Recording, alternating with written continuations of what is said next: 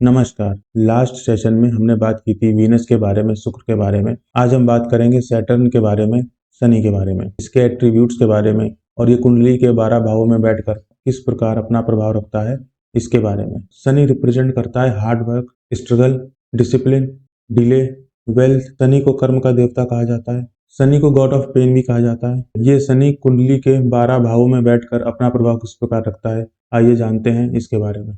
जब शनि पहले घर में बैठ जाते हैं तो ये जातक को गंभीर बनाते हैं। जातक को अपने किसी भी काम में बहुत ज्यादा डिले का सामना करना पड़ता है और ये बहुत धीमी गति से काम करने वाले होते हैं। शनि पहले घर में बैठकर 7वें घर को देखते हैं, जिसके कारण शादी में देरी हो सकती है। शनि पहले घर में बैठ के तीसरे घर को भी देखते हैं। तीसरा घर पराक्रम का होता है और शनि कर्म के देवता होते हैं, तो शनि की ये दृष्टि जातक को और मेहनती बनाती है। शनि पहले घर में बैठकर 10वें घर को भी देखते हैं। 10वां घर कर्म का होता है और शनि भी कर्म के ही देवता होते हैं, तो ऐसे जातक कर्म पर ही भरोसा रखते हैं, भाग्य के सहारे नहीं बैठते हैं। ऐसे जातक की उम्र लंबी होती है। जब शनि दूसरे घर में बैठते हैं तो जातक को धार्मिक बनाते हैं। ऐसे जातक अगर अनुशासन में नहीं रहेंगे तो इनको धन अर्जित करने में संघर्ष करना पड़ सकता है। ऐसे जातकों को अपनी ईटिंग हैबिट सही रखनी चाहिए और प्रायः ऐसे लोगों की ईटिंग हैबिट अच्छी नहीं होती। ऐसे जातक पारिवारिक मामलों में भी उलझे रह सकते हैं। जब शनि तीसरे घर में बैठते हैं तो यहाँ पर शनि अच्छे माने जाते हैं, क्योंकि तीसरा घर पराक्रम का होता है और शनि खुद कर्म के देवता है। ऐसे जातक परिश्रम करने से पीछे नहीं हटते हैं और इनकी अपने भाई बहनों से भी बहुत ज्यादा नहीं पड़ती है। यह स्थिति उनके भाई बहनों के साथ झगड़े का भी कारण बनती है, या ऐसा भी हो सकता है ऐसे जातक के कोई भाई बहन ही ना हो। ऐसे जातक को छोटी छोटी यात्राएं करते रहना चाहिए। जब शनि चौथे घर में बैठते हैं तो ऐसा जातक अपने माता पिता के प्रति समर्पित होता है। ऐसे जातक के परिवार में कोई ना कोई मेडिकल लाइन में जरूर होता है। ऐसे जातक दिन की तुलना में रात में ज्यादा एक्टिव होते हैं। ऐसे जातक को हड्डियों से संबंधित बीमारी हो सकती है और जातक की माँ को भी हड्डियों से जुड़ी परेशानी हो सकती है, जैसे जोड़ों का दर्द, पीठ का दर्द, कमर का दर्द, गठिया आदि। ऐसे लोगों को संपत्ति बहुत संघर्ष करने के बाद ही प्राप्त होती है।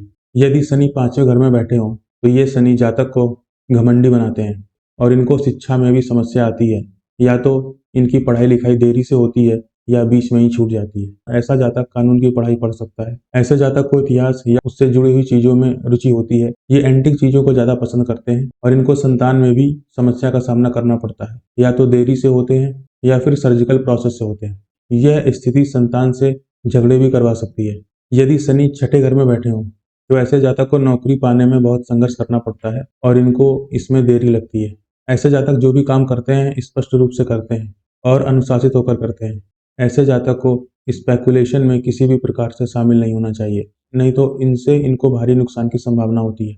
जब शनि देव छठे घर में बैठे हों और उनकी ही दशा चल रही हो, ऐसे टाइम पीरियड में ये जातक को कोर्ट कचहरी के चक्कर भी लगवा सकता है। ऐसे जातक को फॉरेन सेटलमेंट में बहुत दिक्कत आती है, लेकिन अगर ये प्रयास करते रहें तो उसमें सफल होते हैं और एक बार ये विदेश चले गए तो फिर शनि इनको वापस आने नहीं देता है। यदि शनि 7वें घर में बैठे तो ये वैवाहिक जीवन के लिए अच्छा नहीं माना जाता है, और अगर यदि शनि 7वें घर में बैठे हों और पहला घर खाली हो तो ये शनि अच्छे माने जाते हैं। ऐसे जातक अगर बिजनेस करें तो मशीनरी या लोहे से जुड़ा हुआ बिजनेस करें, उनके लिए अच्छा होता है। ऐसे जातक को शादी में देरी आती है, लेकिन अगर 7वें घर में बृहस्पति की दृष्टि पड़ जाए तो फिर देरी नहीं होती है। शादी होने के बाद भी दिक्कत आती है, अगर किसी शुभ ग्रह का प्रभाव इस पर नहीं है तो नौबत तलाक तक भी आ सकती है। यदि शनि 8वें घर में बैठे तो यहाँ पर इसको अच्छा माना जाता है। ऐसे जातक अकल्ट में आते हैं, अगर एस्ट्रोलॉजी में जाते हैं तो ये अच्छा करते हैं। इनके जीवन में हर 5 साल में कुछ ना कुछ परिवर्तन होते रहते हैं। ऐसे जातक को सडन लॉस होने की संभावना रहती है। ऐसे जातक अगर एस्ट्रोलॉजी से जुड़े होते हैं तो यह इस घर को संतुलित करता है।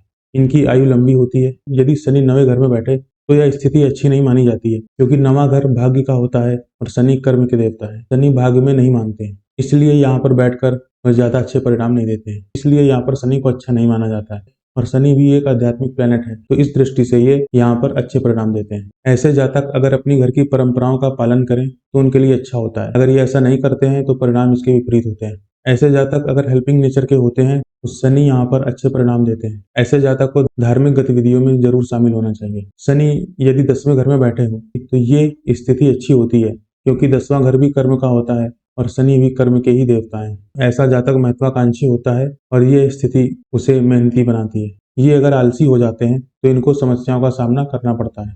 ये बहुत धीमी गति से काम करते हैं। ऐसे जातक को नियमित रूप से मंदिर जाना चाहिए। जब शनि 11वें घर में बैठते हैं तो ये जातक के भाग्य के लिए अच्छा होता है।